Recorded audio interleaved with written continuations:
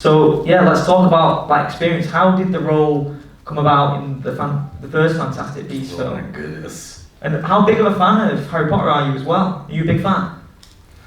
Yeah, like when I was born, Damn, back really far. I was born in the '70s, so my thing was Star Wars first. So I love Star Wars, and Harry Potter was like, oh, that's cool. Like I dug it, but then when I was part of it, I was like, oh my god, this is awesome. Like this is fantastic. And I got my two little girls now, so I've been sharing it with them, the books and the movies, and so that's really cool, you know, living vicariously through them, and they're figuring out the stories as I, you know, and I'm basically reading it with them, getting through all the books, and it's wonderful. It's just a really cool universe. What's my favorite's Azkaban. What's your favorite? Oh, I like Goblet of Fire. Goblet of Fire is probably my favourite one, just because of the Triwizard Tournament. That sort of breaks against the mould, and then Voldemort comes back at the end. Yeah, I thought long and hard about this. I thought, which is my favourite Harry Potter? I would probably say Goblet of Fire. Nice. I'm a bit of a Harry Potter nerd, as I'm sure everyone else is in here as well. Are we all Harry Potter nerds in here? Yeah. There we go, see? Oh, good. But I'm a Star Wars nerd as well, like yourself, so yeah. I get that. No, I mean, listen, it's great, man. Like when you see, like, I want to be a wizard, and you know, like lines like that from the movie. That's Dan just being like, oh my gosh, you know, I want to do this. You know, it's like I'm as like Jacob walking into the wizarding world, just being like, what is all this? You know, I'm as in awe. What do you make of the studio lot as well? The Warner Brothers studio that's tours? it, man. It's like awesome. Oh, the tour is great. Have you been on the tour? Yes, literally one of the best days of of my life. You guys life. been on the Warner Brothers studio tour? Yeah. I like the dragon that comes out. Oh yeah. Breathing fire and shit. And I love like having been there a couple times and expecting it and just standing there. And new people coming and just being like, oh my god, and you just standing with the wind blowing and the fire, like, yes. I am familiar with dragon. When you went, I'm guessing you went for the press tour for this one. Had you not seen the Gringotts bit before? Because no, I was there, me and Claudia Kim, who plays Nagini. We were there for the opening of the Gringotts Bank. Oh, cool. Yeah, it was cool, yeah. We did like a tour and everything. It was awesome. Yeah, that was very cool. Yeah. Very cool practical set. And then obviously Jude Law's joined the cast as well as a young Dumbledore. Breaking news. Yeah. What's it like working with him? And what is the camaraderie like on set between the cast as well? I love working with him, man. He's awesome. And I had a lot of scenes with him in this last one, which I was really excited about. I love that bit where, has everyone seen the third one? No. Oh. Well, spoilers. It's been 2 months. Oh. Sorry, we won't be louder. Yeah. Well, there's a bit in the third one. I get to hang out with Dumbledore a bunch in the third one, and it was cool. He just, I'm just gonna say, there's this bit where he that bit with the cases, you know, and he's just all, you know, everyone choose a case, and I go to choose one, he's just all. It's so funny, man. Yeah, it is awesome to see the world carry on. You want to find a seat, or you want to sit on the edge, or is there one on we the brought road? a table for you in case you need the chain. Can't have you standing up You're all the cool, way man. through, man. There's a seat. You sure? Yeah. There we go. It's cool to see the world carry on as well, because I'm hearing rumours that Warner Bros. Are looking, obviously the HBO Max platform that they're working with, they want to do maybe some potential TV shows. That would be cool. That would be cool, right? Yeah. Because when you talk about Star Wars, it's obviously such a rich world like that. It can't just end after this Fantastic Beast. No, there's so much to explore. There is. Yeah, I mean, I was talking. I have my podcast, the Dan Fogler 40 Experience podcast. I don't know if you've heard of it, but I interviewed Tom Felton the other day. Yes. And so that was really cool. We were talking about Because if you've seen The Cursed Child, Yeah, I loved it. yeah. So wouldn't it be awesome to see that live action on HBO Max, like That would be so cool. him with like a ponytail, Yeah. talking to his son. Did you do the two back to back, or did you do one on one day and then the second part? Oh, Cursed Child. Yeah. No, I did the whole Yeah, thing. you got to stay immersed in it. Yeah. I was in New York and In New York as well. Oh, cool. Yeah, that would be cool. I think that is one of the rumors as well. I don't know if it would be a TV show or they could make a trilogy of films. Yeah. Oh yeah, that would be cool, man. And how do you do the Cedric thing as well? Because we can't have Robert Pattinson now, who's emo Batman, coming back to Cedric with his eyeliner on, being a sad Bruce Wayne on the scene. Is he in it? They go back, don't they? They go back to the Tribal You're tournament. so right about that. Yeah. Are we gonna have CGI Cedric? I think so. Yeah, they'd have to just use like different angles from when they were shooting on the day. That was pre-Twilight. That was pre-emo Robert Pattinson. Yeah. You think he now everything going forward, he's just like, I have to have the eyeliner. Yeah. It's a badass look, and I was happy because it just makes sense. It literally makes sense. Did it? Yeah, I mean, well, hey, look, he wasn't the only one. There was like, You see him put it on. You see it. That's the difference. You see him put it on when he takes it. No, when those like half of those guys stop it. Half of those guys when you're coming. Trying to fill out the audience. When you call your friends.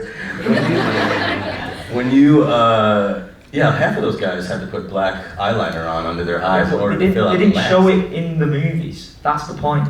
You're right, they didn't have them scrubbing afterwards. Yeah, they just take the mask off and his eyes would just be white. Yeah. I just put myself in the eye as well. Nice. Yeah, so it makes sense. You know? It starts bleeding out. Go on. That would be a great start to the interview. Did you like the Batman film though? I spoke to a few people who were guests at this Comic-Con, and a lot of people didn't like it. I loved it. I saw it in 40X. That's when the seats move. And Oh, I hate 40X, man. Yeah, it's too bad. I walked out. I like that kind of thing. Yeah. Fair Is the enough. interview over now? He's like, get the hell out of here. You abuse cinema. I'm not a fan. Yeah. Look at that'll catch a fart. I did. I like the car chase scene in the Batman movie. Yeah, it's badass. How about the? We gotta be careful. They're coming on all sides. Yeah. You got your head on the swivel. Yeah, exactly. You've worked with one of the greatest actors of all time as well, Christopher Walken, which must have been wild. I've watched some of your interviews and some of the things that you said, where you talk about the black hole thing, about the hissing sound, and it was like really profound and weird. Do you want to? Oh my God. These guys probably don't know what I'm talking about, but it's one of the. You guys know what I'm talking about. There was only one yes. We want to hear it. So he's talking about this one bit. He said a couple things, but he said something else to me when he first came up to me. But this bit was, he came up to me and said, Dan, I've been watching the Discovery Channel. And I go, that's great, man. That's awesome. And I would just talk to him to hear him talk, you know. Oh yeah. And he said, you know, Dan,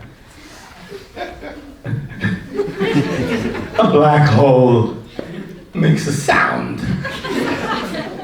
It goes wow, wow, wow.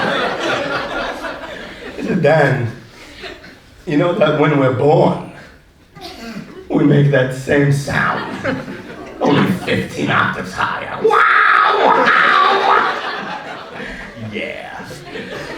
And then he just walked away, you know, leaving you staring at your reflection in the koi pond. My God, Chris. The other one was, same thing. I was staring at my reflection in the koi pond, just being like, man, what are you doing? And Chris Walken comes up to me, and he looks equally insane. You know, even more so if you saw the movie. He looks like Ming the Merciless's cousin or something. And he goes, Dan, you know what you and I have in common? I go, no, man, what? Me and you? What do we have in common? And he goes, 1 billion heartbeats.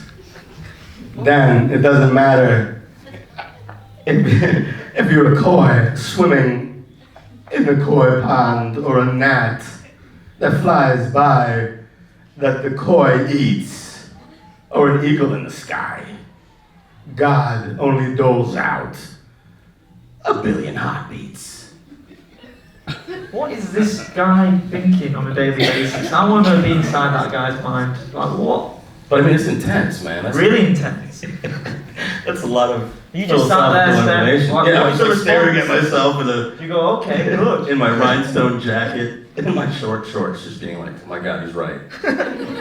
I only have a few heartbeats left, don't I? I better use them correctly. This is pretty deep. Yeah, very deep. He's crazy. Yeah. I'm not gonna mention the bunny again. It's done. Holy cannolis. Let's talk about the offer. You've got Talk about everyone just judging. Oh, hey. Speaking of cannolis. Yeah, it's me. You don't want to. So, the offer. Francis Ford Coppola himself. Yeah, some people have seen it, huh? Oh, you guys are with me. We don't have it over in the UK. Right. It's not premiered So why are over you here. bringing it up now? Is that interesting? Oh, I'm a okay, big yeah. Godfather. No, I got you. We're all big Godfather fans. You can't be a fan of cinema and not be a Godfather fan. Correct. Exactly. Yeah. So this is a show called The Offer that you guys will get soon here in like a couple weeks on Paramount Plus. It's not launched yet, is it? Sorry? We'll probably get it on Sky, man. Paramount Plus, like, Oh, have a deal Yeah, with they're Sky. releasing it soon. Yeah. Oh, that'd be cool if we do get it over here. Yeah. It's about the making of Godfather, and I'm playing Francis Ford Coppola in it, and it's my God, can you believe that I'm playing? It's hard to believe that, but I did well. Did you go and watch Hearts of Darkness again? I mean, I saw Hearts of Darkness when I was like 15. It's a wild film, isn't it? Yeah, I love it. It's awesome. Yeah. Has anyone else seen Hearts of Darkness? No? One person, 3. It's about the making of Apocalypse Now. So Coppola's wife was like, oh my God, this is insane. I have to document this. And basically documented their experience making Apocalypse Now. So I've been watching that movie a long time. So you see Coppola running around at the middle of this hurricane trying to make Apocalypse Now happen. So it was an excellent research for the role. What were your thoughts on how Brando came across in that? Because that was straight off the back of, it was a few years after Godfather, wasn't it? And it was. Come on in, it's fine.